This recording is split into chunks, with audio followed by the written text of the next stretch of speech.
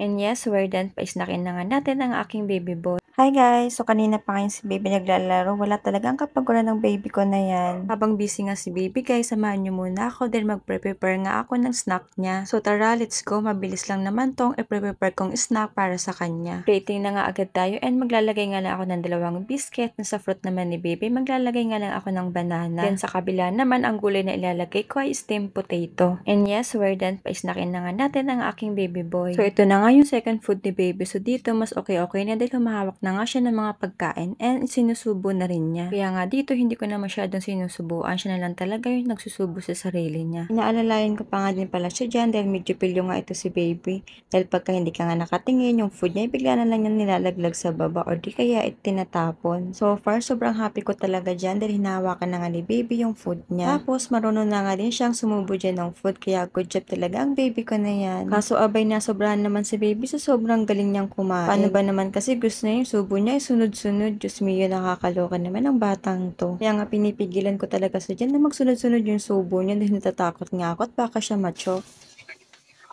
Wait lang, meron pa naman. May laman pa. No muna, no. Okay, may laman pa bibig, oh. Wait lang, mamaya na. Okay muna. May laman pa bibig, mamaya na, ah. Marami naman yung bibig, mamaya na. Marami naman yung bibig mo. Thank you.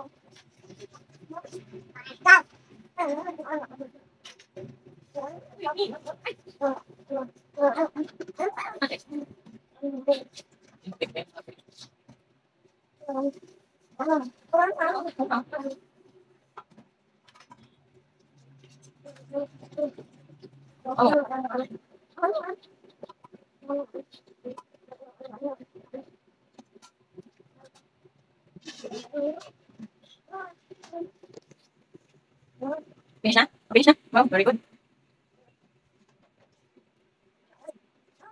Natapos na nga po si baby kumain and so far sobrang dami nga niya nakain, nakakatuwa. Sobrang thankful talaga ako at magana si baby kumain. Wala talaga siyang pinagbago dahil simula nga nung kumain siya ng mga pure, wala din naman siyang pili nun. Lahat kinakain nga po niya. Sana nga lang ngayon na kumakain na siya, toddler na nga siya, hindi siya maging picky eater. Pero feeling ko naman ay hindi naman picky eater si baby dahil kahit nga nung isubo ay kinakain naman niya. Cleaning time na nga po dahil medyo makalat nga ang aking baby boy. Pagkatapos nga kumain ni baby, so ayan nga po yung ginagawa niya, playtime na po namin. So, ayun nga lang po and for today's video. Happy snack everyone. Bye, love, love.